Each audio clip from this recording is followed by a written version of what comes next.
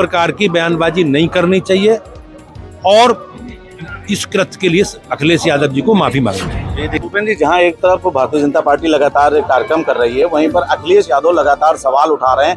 कह रहे पीडीए को असली बल जो मिला है वो उनकी सरकार में मिला है, भारतीय जनता पार्टी की सरकार में नहीं मिला है। इसमें मेरा सभी लोगों से निवेदन है कि हमारे राष्ट्र नायकों का अपमान करने का अधिकार किसी को नहीं। को लेकर लगातार और राणा सांगा के बयान पर लगातार सियासत जारी, क्या कुछ कहना चाहेंगे? समाजवादी पार्टी की सरकार में आपने देखा हो किस प्रकार से चाचा भतीजे और परिवार के लोग ही सत्ता चलाते थे।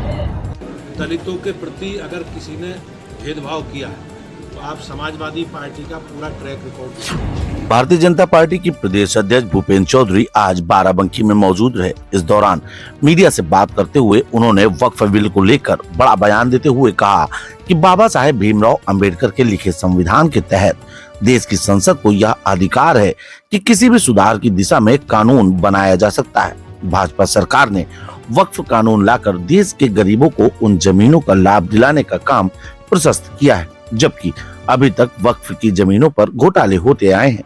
लोगों ने उन पर कब्जा किया था, लेकिन अब उन भूमियों को छुड़ाकर गरीबों के हित में कार्य किए जाएंगे। वो आप सब लोग जानते हैं, चाहे राहुल गांधी हो चाहे प्रियंका गांधी हो, उनका इसमें कोई योगदान नहीं है। तो ये कहीं ना कहीं उनके दोहरे चरित्र को कहीं ना कहीं ये दर्शाता है ये कदम।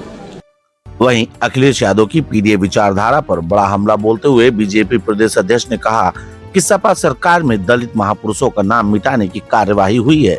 बाबा साहेब के नाम से चल रहे संस्थानों के नाम बदल दिए गए हैं। अखिलेश यादव का पीडीए उनका सिर्फ परिवारवाद है, जबकि भाजपा के मंच पर देखिए असली पीडीए भाजपा के पास दिखेगा। सरकार के उनके बयान रहे हैं या जो उनकी सोच रही है वो निश्चित रूप से कहीं ना कहीं जो उनका मूल चरित्र है वो इस सब घटनाक्रम में प्रभावित।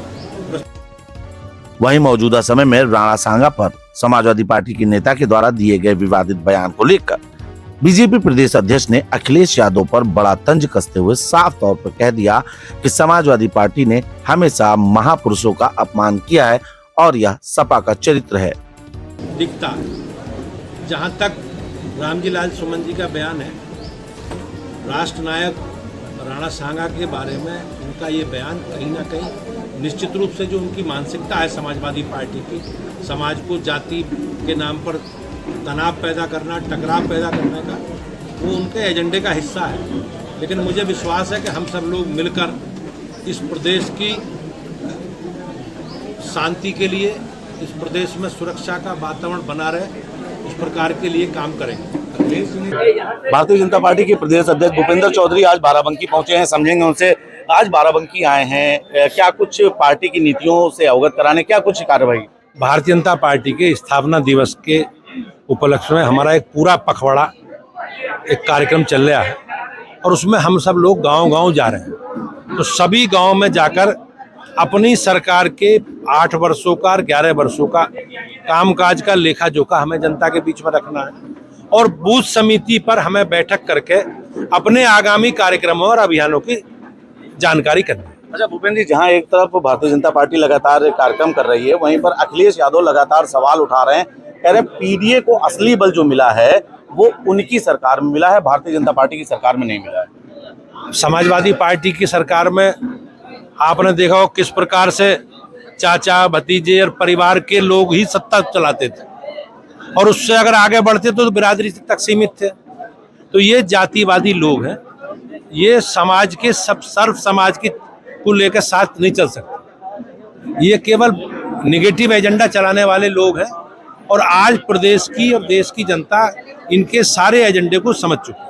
अच्छा, मायावती भाईचारा समिति की शुरुआत कर रही हैं, कह रहे हैं कि पिछड़ों को असली न्याय जो मिला वो उनकी सरकारों में मिला, सपा और भाजपा की सरकारों में नहीं मिला। भारतीय जनता पार्टी सबके विकास के संकल्प के साथ आगे बढ़ रही है। हम सबको साथ लेकर चल रहे हैं। हमने देश के लोग, प्रदेश के नागरिकों में किसी भी प्रकार का भेदभाव नहीं किया।